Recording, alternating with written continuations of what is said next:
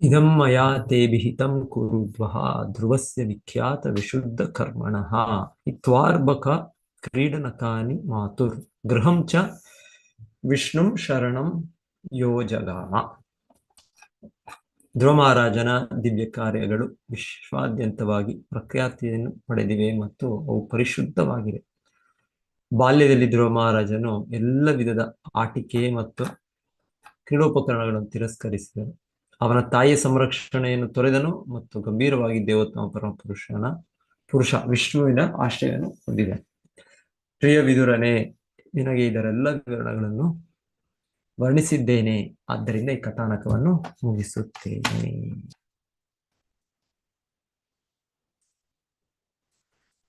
ಮಹಾರಾಜರ ಚರಿತ್ರೆ.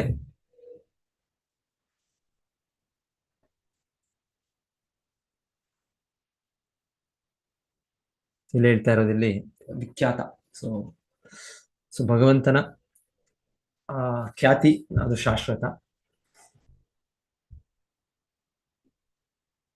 ಭಗವಂತನ ಸಂಬಂಧಪಟ್ಟ ಭಕ್ತರ ಖ್ಯಾತಿ ಕೂಡ ಹಾಗೆ ಶಾಶ್ವತ. ಸೊ ಹಾಗೆ ಇಲ್ಲಿ ಧ್ರುವ ಮಹಾರಾಜರು ಅವರ ಖ್ಯಾತಿ ಅದು ಈಗಲೂ ಇದೆ, ಇನ್ನು ಮುಂದೆ ಕೂಡ ಇರುತ್ತೆ, ಮುಂದೆ ಕೂಡ ಹೇಳ್ತಾರೆ. ಭಗವಂತನ ಖ್ಯಾತಿ ಹೇಗೆ ಉಳಿಯುತ್ತೆ ಹಾಗೆ ತರ ಭಗವಂತನ ಭಕ್ತರ ಖ್ಯಾತಿ ಕೂಡ. ಭಗವಂತನದು ಖ್ಯಾತಿ, ಭಗವಂತನ ಹೇಳೋದು ಐಶ್ವರ್ಯಸ್ಯ ಸಮಗ್ರಸ್ಯ ವೀರ್ಯಸ್ಯ ಯಶಸ್ಸ ಶ್ರಿಯ ಜ್ಞಾನ ವೈರಾಗ್ಯ 6 ದಿವ್ಯ ಗುಣಗಳು ಭಗವಂತನದು, 6 ಐಶ್ವರ್ಯಗಳು ಅಂತ. ಸೊ ಅದರಲ್ಲಿ ಯಶ ಅಂದ್ರೆ ಅವನ ಖ್ಯಾತಿ, ಪ್ರಸಿದ್ಧ. ಸೊ ನಾಸ್ತಿಕರಾಗಿ ಒಮ್ಮೊಮ್ಮೆ ಜನರು ಇಲ್ಲ ಭಗವಂತನಿಲ್ಲ ಇದು ಅದು ಅಂತ ಹೇಳ್ತಾರೆ ಅಷ್ಟೇ. ಅದು ಒಂದು ಅಜ್ಞಾನದಲ್ಲಿ ಒಂದು ಇದರಲ್ಲಿ ಅಷ್ಟೇ. ಇಲ್ಲ ಅಂದ್ರೆ ಭಗವಂತನು ಯಾವಾಗಲೂ ಎಲ್ಲರಿಗಿಂತ ಹೆಚ್ಚು ಯಶಸ್ಸು ಅವರ ಖ್ಯಾತಿ ಪಡೆದಿದ್ದಾರೆ. ಸೊ ಹಾಗೆಯೇ ಕೃಷ್ಣ ಭಗವಂತನೊಟ್ಟಿಗೆ ಸಂಬಂಧದಲ್ಲಿರುವ ಶುದ್ಧ ಭಕ್ತರು. ಸೊ ಇಲ್ಲಿ ಧ್ರುವ ಮಹಾರಾಜರು ಹಾಗೆ ಅವರು ಭಗವಂತನ ಶುದ್ಧ ಭಕ್ತರು. ಸೊ ಅವರ ಖ್ಯಾತಿ ಅವರದ್ದು ಅದು ಯಾವಾಗಲೂ ಶಾಶ್ವತವಾಗಿರುತ್ತೆ ಖ್ಯಾತಿ.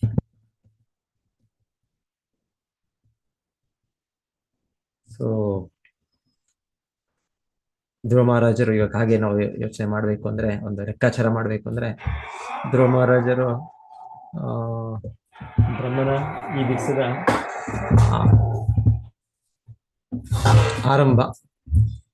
ಇವತ್ತು ಬ್ರಹ್ಮದೇವರ ಅರ್ಧ ದಿವಸ ಆಗಿದೆ ಅಂತ ಆಲ್ಮೋಸ್ಟ್ ಹೇಳ್ಬೋದು. ಯಾಕಂದ್ರೆ ಅವರ ದಿನದ ಲೆಕ್ಕಾಚಾರದಲ್ಲಿ ಆಗಲೇ 6 ಮನು ಅವರ ಆಡಳಿತ ಆಗಿದೆ. ಈಗ 7ನೇ ಮನುವಿನ ಸಮಯದಲ್ಲಿದ್ದೇವೆ. ಸೊ ಆಲ್ಮೋಸ್ಟ್ ಮಧ್ಯಾಹ್ನದ ಸಮಯ ಬ್ರಹ್ಮದೇವ. ಸೊ ಹಾಗೆ ನಾವು ಗಣನೆ ಮಾಡಿದ್ರೆ ನಮ್ಮ ಭೂಲೋಕದ ನಮ್ಮ ವರ್ಷಗಳಿಗೆ ಲೆಕ್ಕಾಚಾರ ಮಾಡಿದ್ರೆ ಅಟ್ಲೀಸ್ಟ್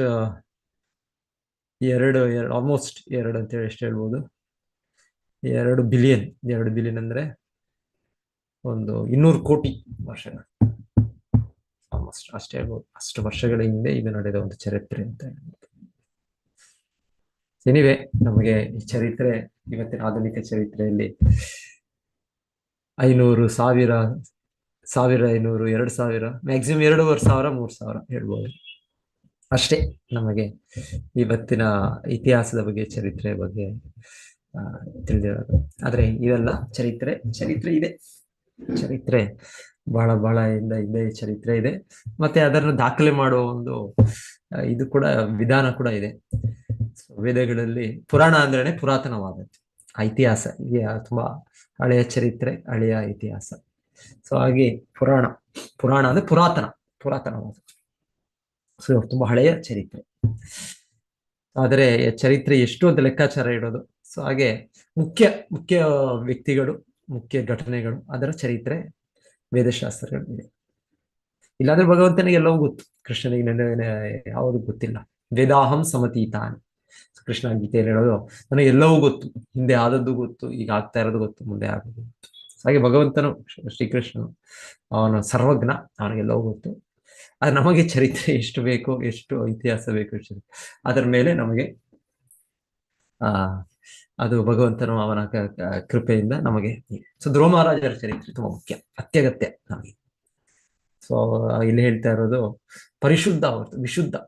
ಸೊ ಅವರ ಚಟುವಟಿಕೆಗಳು ಕೃಷ್ಣ ಸಂಬಂಧದಲ್ಲಿರೋದ್ರಿಂದ, ಅವರ ಶುದ್ಧ ಭಕ್ತಿ ಸೇವೆ ಕಾರ್ಯಗಳಾದ್ರಿಂದ ಅದು ಬಹಳ ಬಹಳ ಪರಿಶುದ್ಧವಾದದ್ದು. ಸೊ ಹೇಗೆ ಭಗವಂತನ ಚಟುವಟಿಕೆಗಳು ಮುಖ್ಯವೋ, ಅದೇ ರೀತಿ ಅವನ ಶುದ್ಧ ಭಕ್ತರ ಚಟುವಟಿಕೆ. ಹಾಗೆ ಅವರು ಧ್ರುವ ಮಹಾರಾಜರ ಚರಿತ್ರೆ, ಅವರ ಖ್ಯಾತಿ, ಅದು ಎಂದಿಗೂ ಇದೆ, ಅದು ಶಾಶ್ವತವಾಗಿದೆ.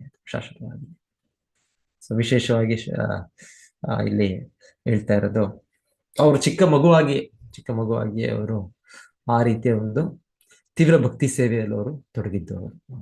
ಇದು ತುಂಬಾ ಒಂದು ಅಸಾಧಾರಣ. ಇದು ಚಿಕ್ಕ ಮಗು ಅಂದ್ರೆ ಇಲ್ಲಿ ಕ್ರೀಡಾನಕ, ಇಲ್ಲಿ ಹೇಳಿದ್ದು ಇಲ್ಲಿ ಆಟಗಳು. ಸೊ ಆಟಗಳು ಮಕ್ಕಳಿಗೆ ಯಾವ ರೀತಿ ಆಟಗಳು ಅಂತಲ್ಲ, ಮಕ್ಕಳು ಸೃಷ್ಟಿ ಮಾಡ್ಕೊಳ್ತಾರೆ ಅವಳ ಆಟಗಳನ್ನ ಅವ್ರು ಕಂಡುಕೊಳ್ತಾರೆ. ಅವರ ಸ್ವಭಾವ ಹಾಗೆ ಆಟ. ಸೊ ಪ್ರಹ್ಲಾದ ಮಹಾರಾಜರು ಒಂದು ಹೇಳಿದಾಗೆ, ಈಗ ನಮ್ಮ ಇದು ಆಯುಷ್ಯನ 20% ಭಾಗ ಏನೋ ಅವ್ರು ಹೇಳೋದು. ಸೊ ಇದು ಆಲ್ಮೋಸ್ಟ್ ನಾವು ಕ್ರೀಡೆಯಲ್ಲೇ ಹೋಗ್ಬಿಡುತ್ತೆ, ಎಲ್ಲರಿಗೂ ಇದು ನಿಯಮ ಇದೆ. ಇದೇನು ಎಕ್ಸ್ಪೆಕ್ಟ್ ಮಾಡಿ ಎಲ್ಲ ಜೀವಿಗಳಲ್ಲೂ ಹಾಗೆ ಅಂತ ಹೇಳ್ಬೋದು. ಎಲ್ಲ ಇದೆ ಇದರ ಕ್ರೀಡಾ ಪರ್ಟಿಕ್ಯುಲರ್ ಮನುಷ್ಯ ಜನ್ಮದಲ್ಲಿ ಕ್ರೀಡೆಗಳು ಯಾರು ಹೇಳ್ತಾರೆ ಅವರು, ಶಂಕರಾಚಾರ್ಯರು ಕೂಡ ಹೇಳ್ತಾರೆ, ಮಕ್ಕಳಾದಾಗ ನಾವು ಬಾಲ್ಯಸ್ತಾವತ್ ಕ್ರೀಡಾಸಕ್ತ. ಬಾಲ್ಯದಲ್ಲಿ ಕ್ರೀಡೆ ಆಟಗಳು ಏನು ಸಮಯ ವ್ಯರ್ಥ. ಸೊ ಅದ್ರಲ್ಲಿ ನಾವು ಆ ಚಟುವಟಿಕೆಗಳಲ್ಲಿ ತೊಡಗ್ತೇವೆ. ಇಲ್ಲ ಆದ್ರೆ ಆಗಲ್ಲ, ಧ್ರುವ ಮಹಾರಾಜರು ಆಗಲ್ಲ, ಪ್ರಹ್ಲಾದ್ ಮಹಾರಾಜರು ಆಗಲ್ಲ. ಪ್ರಹ್ಲಾದ್ ಮಹಾರಾಜರ ವಿಷಯದಲ್ಲೂ ಕೂಡ ಹೇಳೋದವರು, ಅವರ ಸ್ನೇಹಿತರು ಅವರ ಜೊತೆಗೆ ಅವರ ಶಾಲೆಯಲ್ಲಿ ಕಲಿಯುವಾಗ ಅವ್ರು ಹೇಳ್ತಾ ಇದ್ದು, ಪ್ರಹ್ಲಾದ್ ಮಹಾರಾಜ್ ಹೇಳ್ತಾ ಇದ್ರು, ಇಲ್ಲ ನೀವೀಗ ಭಕ್ತಿ ಮಾಡ್ಬೇಕು, ಈಗ ಭಗವಂತನ ಆಶ್ರಯ ಪಡಿಬೇಕು. ಸೊ ಅವರ ಸ್ನೇಹಿತರು, ಇಲ್ಲ ಈಗ ಯಾಕೆ ಪ್ರಹ್ಲಾದ, ಮುಂದೆ ಸಮಯ ಇದೆ, ನಮ್ಗೆ ತುಂಬಾ ಟೈಮ್ ಇದೆ, ನಾವು ಇನ್ನ ಜೀವನದಲ್ಲಿ ನಾವಿನ್ನ ಮಕ್ಕಳಷ್ಟೇ, ನಾವು ಮುಂದೆ ಯುವಕರಾಗ್ತೇವೆ, ಇನ್ನ ದೊಡ್ಡವರಾಗ್ತೇವೆ, ನಾವು ಮತ್ತೆ ವೃದ್ಧಾವಸ್ಥೆಯಲ್ಲಿ ಆಗ್ತೇವೆ. ಸೊ ವೃದ್ಧಾವಸ್ಥೆಯಲ್ಲಿ ಇದೆಲ್ಲ ಮಾಡ್ಬೋದು. ಸಾಮಾನ್ಯವಾಗಿ ನಮ್ಮ ಆಲೋಚನೆ ಆಗಿದೆ, ಭಗವದ್ಗೀತೆ ಎಲ್ಲ ಯಾಕಿಲ್ಲ, ಭಗವದ್ಗೀತೆ ಬೇಕಾಗಿರೋದು, ಭಾಗವತ ಬೇಕಾಗಿರೋದು, ಹರೇ ಕೃಷ್ಣ ಮತ್ತೆ ಜಪ ಬೇಕಾಗಿರೋದು ಇದು ವಯಸ್ಸಾದಾಗ ಬೇಕು, ನಮ್ಗೆ ಇವಾಗೆಲ್ಲ ಬೇಡ. ಇಲ್ಲ ಭಕ್ತ ಪ್ರಹ್ಲಾದ್ ಮಹಾರಾಜರು ಇಲ್ಲ ಕುಮಾರಂ ಆಚರೇತ್ ಪ್ರಾಜ್ಞೋ ಧರ್ಮಾಂ ಭಾಗವತಾನಿಹ ದುರ್ಲಭಂ ಮಾನುಷಂ ಜನ್ಮ ತದಪಿ ಅಧ್ರುವಂ ಅರ್ಥನಂ. ಸೊ ಇದು ಮಾನವ ಜನ್ಮ ಬಹಳ ದುರ್ಲಭವಾದದ್ದು.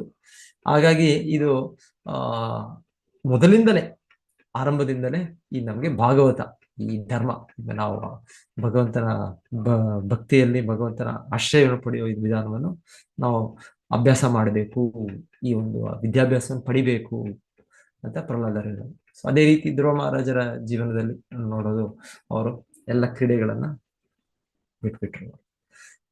ಬಿಟ್ಟು ಅವರು ತುಂಬಾ ಹೇಳ್ತಾ ಇರೋದು, ಇಲ್ಲಿ ಅವರು ಎಲ್ಲಿ ಹೋದ್ರು ಅವರು ಭಗವಂತನನ್ನು ಆಶ್ರಯಿಸ್ಲಿಕ್ಕೆ ಕಾಡಿಗೆ ಹೋಗ್ಬಿಟ್ರು. ಸೊ ನಮಗೇನು ಆ ಥರ ಹೋಗ್ಬೇಕು ಅಂತಿಲ್ಲ, ಆದ್ರೆ ಅಟ್ಲೀಸ್ಟ್ ಇದು ಉದಾಹರಣೆ ಭಗವಂತನು ಇಲ್ಲಿ ಕೊಟ್ಟಿರೋದು. ಹಾಗೆ ಅಷ್ಟೊಂದು ತೀವ್ರತೆ, ಅಷ್ಟೊಂದು ಸೀರಿಯಸ್ನೆಸ್, ಸಿನ್ಸಿಯಾರಿಟಿ ಅಂತ ಹೇಳಿದ್ರು. ಸೊ ಹಾಗೆ ಧ್ರುವ ಮಹಾರಾಜರು ಮಾಡಿದ್ದು ಇದು. ಹಾಗೆ ಅವರ ವಿಖ್ಯಾತ್, ಅವರ ಇದು ಖ್ಯಾತಿ ಅದು ಯಾವಾಗಲೂ ಸರ್ವದ ಇರೋ ರೀತಿಯಲ್ಲಿ ಇದೆ ಧ್ರುವ ಮಹಾರಾಜ. ಸೊ ಮತ್ತೆ ಏನ್ ಮಾಡಿದ್ರು ಅವರು, ಭಗವಂತನ ಆಶ್ರಯಿಸಿದ್ರು, ವಿಷ್ಣು ಶರಣಂ.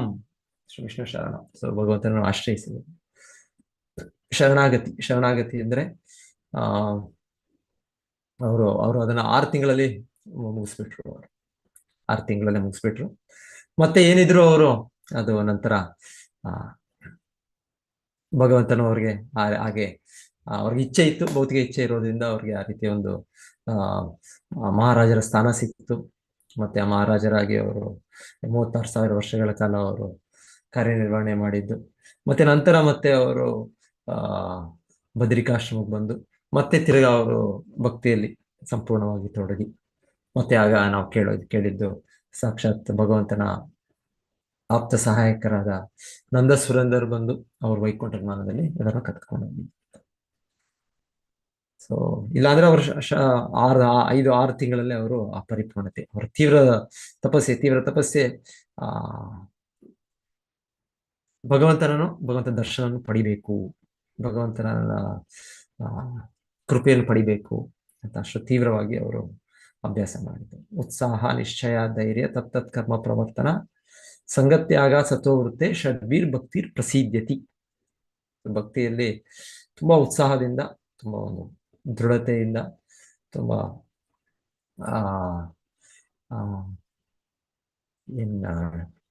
ಉತ್ಸಾಹ, ನಿಶ್ಚಯ, ಧೈರ್ಯ ಅಂದ್ರೆ ಪೇಷನ್ಸ್, ಸಹನೆಯಿಂದ, ಮತ್ತೆ ಏನು ಅವರು ನಾರದ ಮುನಿಗಳು ಅವರ ಗುರುಗಳು ಅವರಿಗೆ ಕೊಟ್ಟಿದ್ದ ನಿರ್ದೇಶನಗಳು, ಎಲ್ಲ ನಿಯಮಗಳು, ಅದೆಲ್ಲವೂ ಕೂಡ ಅವರು ಸಂಗತ್ಯಾಗ, ಸತ್ವವೃತ್ತೆ, ಒಂದು ಅಸತ್ಸಂಗ, ಕೆಟ್ಟ ಸಂಘ, ಅದರ ಯಾವ ಸಂಘವಿಲ್ಲದೆ ಅವರು ಸಂಗತ್ಯಾಗ, ಸತ್ವವೃತ್ತೆ ಹಿಂದಿನ ಆಚಾರ್ಯರು ಅವರ ಗುರುಗಳು ನಾರದ ಮುನಿಗಳು ಅವರಿಗೆ ನಿರ್ದೇಶನ ಕೊಟ್ಟಿದ್ದು ಈ ರೀತಿ ಅವರು ಭಗವಂತನನ್ನು ಪೂಜಿಸಬೇಕು, ಈ ರೀತಿ ಭಗವಂತನ ನಾಮವನ್ನು ಜಪಿಸಬೇಕು, ಈ ರೀತಿ ಅವರು ಇಂದ್ರಿಯಗಳ ಮನಸ್ಸನ್ನು ನಿಗ್ರಹಿಸುವ ಒಂದು ಯೋಗ ವಿಧಾನವನ್ನು ಅಭ್ಯಾಸ ಮಾಡೋದು ಎಲ್ಲವೂ ಕೂಡ ಅವರು ಅಭ್ಯಾಸ ಮಾಡಿದ್ದಾರೆ. ಸೊ ಗುರಿ ವಿಷ್ಣು ಶರಣಂ, ವಿಷ್ಣುವಿನ ಆಶ್ರಯವನ್ನು ಅವರು ಪಡೆದರು. ಆ ಚಿಕ್ಕ ವಯಸ್ಸಲ್ಲೇ ಪಡೆದ್ಬಿಟ್ರು ಅವರು, 5ನೇ ವಯಸ್ಸು 6ನೇ ವಯಸ್ಸಿನಲ್ಲೇ ಅವರು ಪಡೆದ್ಬಿಟ್ರು. ಸೊ ಶರಣಾಗತಿಗೆ 6 ತತ್ವಗಳು ಶ್ರೀ ಚೈತನ್ಯ ಮಹಾಪ್ರಭುಗಳು ನಮಗೆ ಹೇಳ್ತಾರೆ. ಆನುಕೂಲ್ಯನ ಸಂಕಲ್ಪ, ಯಾವುದು ನಮಗೆ ಸಹಾಯ ಮಾಡುತ್ತೆ ಕೃಷ್ಣನ ಆಶ್ರಯವನ್ನು ಪಡೆಯೋದಕ್ಕೆ, ಆ ಸೂತ್ರಗಳನ್ನ, ಆ ಒಂದು ಆಚರಣೆಗಳನ್ನ ನಾವು ಸ್ವೀಕರಿಸಬೇಕು. ಆನುಕೂಲ್ಯಸ್ಯ ಸಂಕಲ್ಪ, ಪ್ರಾತಿಕೂಲ್ಯಸ್ಯ ವರ್ಜನಂ. ಯಾವುದು ನಮ್ಗೆ ಆಗೋದಿಲ್ಲ, ಅದು ನಮ್ಗೆ ಭಕ್ತಿಗೆ, ನಮಗೆ ಕೃಷ್ಣನ ಆಶ್ರಯ ಮಾಡೋದಕ್ಕೆ ನಿಬಂಧನೆ ಆಗುತ್ತೆ, ಅದನ್ನು ನಾವು ತ್ಯಜಿಸಬೇಕು. ಆನುಕೂಲ್ಯ ಸಂಕಲ್ಪ, ಪ್ರಾತಿಕೂಲ್ಯಸ್ಯ ವರ್ಜನಂ, ರಕ್ಷಿಷ್ಯತಿ ಇತಿ ವಿಶ್ವಾಸೋ. ಭಗವಂತನು ಕೃಷ್ಣನು ನನಗೆ ಖಂಡಿತವಾಗಿ ರಕ್ಷಣೆ ಕೊಡ್ತಾನೆ ಅಂತ ಒಂದು ದೃಢ ವಿಶ್ವಾಸ, ದೃಢ ಸಂಕಲ್ಪ.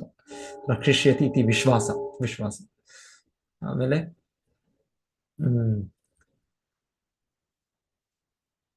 ಆತ್ಮನಿಕ್ಷೇಪ ಕಾರ್ಪಣ್ಯ. ಏನ್ ಹೇಳ್ತಾರೆ? ಭೋಕ್ತೃತ್ವ ವರ್ಣಂ ತಥಾ. ಕೃಷ್ಣ ಮೇಂಟೈನರ್. ಎಸ್, ಧನ್ಯವಾದ. ಸೊ ಕೃಷ್ಣ ನಮ್ಮನ್ನು ರಕ್ಷಣೆ ಮಾಡೋದು ಪ್ರೊಟೆಕ್ಟರ್, ಇನ್ನೊಂದು ಮೇಂಟೈನರ್. ಕೃಷ್ಣನನ್ನು ಸಲಹುತ್ತಾ ಇರೋದು. ಕೃಷ್ಣನ ರಕ್ಷಣೆ ಕೂಡ ಮಾಡ್ತಾನೆ, ಕೃಷ್ಣನ ಪಾಲನೆ ಕೂಡ ಮಾಡ್ತಾನೆ, ಎರಡು ಕೂಡ. Protector and maintainer. ಸೊ ಕೃಷ್ಣನ ಎಲ್ಲ ಜೀವಿಗಳನ್ನು ರಕ್ಷಣೆ ಕೊಡ್ತಾ ಇದ್ದಾನೆ, ಎಲ್ಲ ಜೀವರಾಶಿಗಳನ್ನ ಅವ್ರನ್ನ ಪಾಲಿಸ್ತಾ ಇದ್ದಾನೆ. ನಿತ್ಯೋ ನಿತ್ಯಾನಾಂ ಚೇತನಾನಾಂ ಏಕೋಯೋ ಬಹುನಾಂ ವಿದಾತಿ ಕಾಮ. ಸೊ ಭಗವಂತನೇ ಎಲ್ಲವರನ್ನು ಸಲಹುತ್ತಾ ಇರೋದು, ಎಲ್ಲರನ್ನು ರಕ್ಷಿಸ್ತಾ ಇರೋದು ಕೃಷ್ಣ. ಸೊ ಹಾಗೆ ಭಕ್ತನು ಕೂಡ ಡೆಫಿನೆಟ್ಲಿ ಕೃಷ್ಣ ಇನ್ನ ನೇರವಾಗಿ ಭಗವಂತ, ನಾವು ಯತಾಮಾಂ ಪ್ರಪದ್ಯಂತೆ ತಾಂ ಸತೈವ ಭಜಾಮ್ಯಹಂ ಮಮ ವರ್ತಮಾನುವರ್ತಂತೆ ಮನುಷ್ಯ ಪಾರ್ಥ ಸರ್ವಶಃ. ಸೊ ಕೃಷ್ಣ ಗೀತೆಯಲ್ಲಿ ಹೇಳಿದಾಗೆ ನಾವು ಎಷ್ಟರ ಮಟ್ಟಿಗೆ ನಾವು ಅವನನ್ನು ಅವಲಂಬಿಸಲಿಕ್ಕೆ ಮುಂದೆ ಬರ್ತೇವೆ, ಅಷ್ಟರ ಮಟ್ಟಿಗೆ ಕೃಷ್ಣನು ಕೂಡ ನಮ್ಮನ್ನು ರಕ್ಷಿಸ್ತಾನೆ, ಇಲ್ಲಾಂದ್ರೆ ನಮ್ಮನ್ನು ಪಾಲಿಸುತ್ತಾನೆ. ಸೊ ಶುದ್ಧ ಭಕ್ತರು ಸಂಪೂರ್ಣವಾಗಿ ಕೃಷ್ಣನನ್ನು ಅವರು ಅವಲಂಬಿಸಿರೋದ್ರಿಂದ ಕೃಷ್ಣನು ಸಂಪೂರ್ಣವಾಗಿ ಅವರಿಗೆ ರಕ್ಷಣೆ ಕೊಡ್ತಾನೆ, ಸಂಪೂರ್ಣವಾಗಿ ಅವರಿಗೆ ಪಾಲಿಸುತ್ತಾನೆ, ಸಲಹುತ್ತಿದ್ದಾನೆ. ಸೊ ನಮ್ಮ ಇದು ಮಟ್ಟಕ್ಕೆ ಅದು ಅವಲಂಬಿಸಿದೆ. ಸೊ ಗುಪ್ತೃತ್ವ ವರ್ಣಂ ತಥಾ, ಮತ್ತೆ ಆತ್ಮನಿಕ್ಷೇಪ ಕಾರ್ಪಣ್ಯ. ಮತ್ತೆ ನಾವು ಭಗವಂತನ ಆ ದಿವ್ಯ ಸ್ಥಾನವನ್ನು, ಭಗವಂತನ ದಿವ್ಯ ಇದನ್ನ ನಾವು ಅರಿತಿದ್ರೆ ಅವಾಗ ನಾವು ನ್ಯಾಚುರಲಿ ನಾವು ನಮ್ರವಾಗಿರ್ತೀವಿ. ನಾವು ಆತ್ಮನಿಕ್ಷೇಪ ಕಾರ್ಪಣ್ಯ. ಮತ್ತೆ ನಮಗೆ ಏನೋ ಒಂದು ಭಿನ್ನವಾದ ಇಚ್ಛೆ, ಕೃಷ್ಣನ ಬಿಟ್ಟು ನಾವು ಪ್ರತ್ಯೇಕವಾಗಿ ನಮಗೇನು ಇಚ್ಛೆ ಇರಬಾರದು. ಅದಿದ್ರೂ ಅದನ್ನ ಬಿಟ್ಟುಬಿಡಬೇಕು. ಇದು 6 ಶರಣಾಗತಿಗೆ ಅನುಕೂಲ ಮಾಡುವ ಸೂತ್ರಗಳು. ಇದರಿಂದ ನಾವು ಶರಣಾಗತಿಯನ್ನು ಪ್ರಾಪ್ತಿ ಮಾಡಬಹುದು ಅಂತ ಶ್ರೀ ಚೈತನ್ಯ ಮಹಾಪ್ರಭುಗಳು ನಮಗೆ ಮಾರ್ಗದರ್ಶನ ಕೊಟ್ಟರು.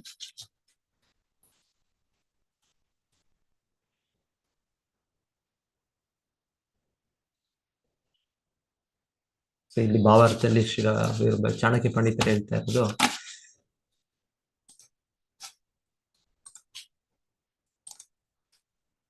ಪ್ರತಿಯೊಬ್ಬನಿಗೂ ಆಯುಷ್ಯವು ಖಂಡಿತವಾಗಿಯೂ ಅಲ್ಪವಾದುದು ಹೀಗೆಂದು ಚಾಣಕ್ಯ ಪಂಡಿತ ಹೇಳುತ್ತಾರೆ.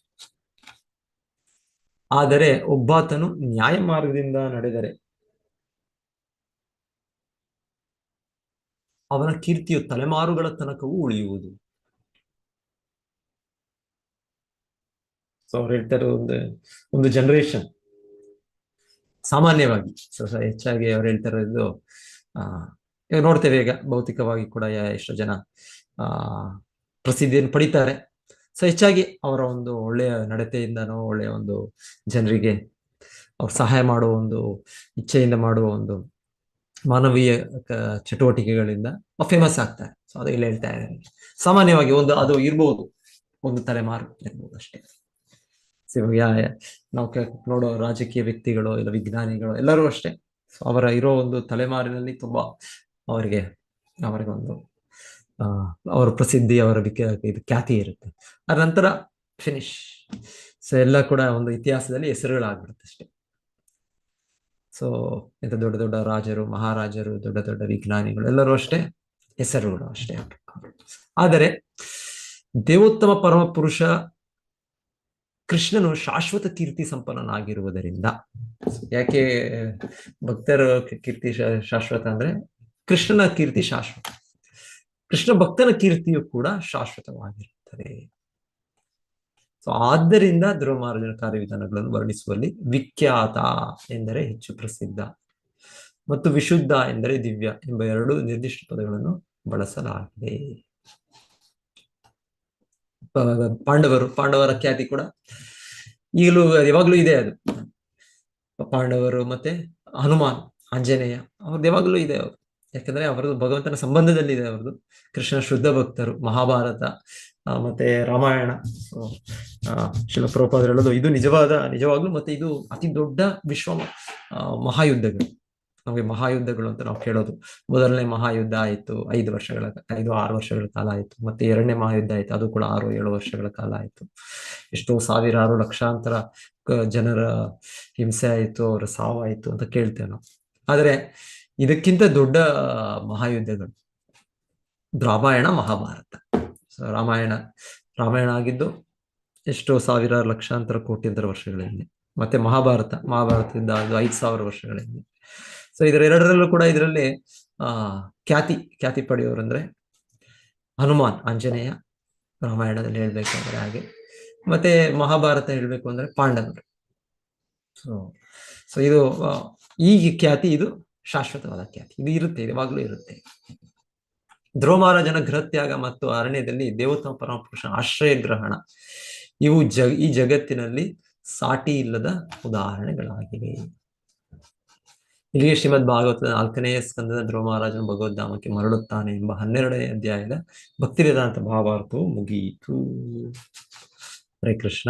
ಎಲ್ಲರಿಗೂ ಧನ್ಯವಾದಗಳು. ಯಾರಾದ್ರೂ ಏನಾದ್ರು ಹೇಳ್ಬೇಕು ಅಂದ್ರೆ ಧ್ರುವ ಮಹಾರಾಜನ ಇದ್ರ ಬಗ್ಗೆ ಸೇರಿಸ್ಬೇಕಂದ್ರೆ ಸೇರಿಸ್ಬೋದು.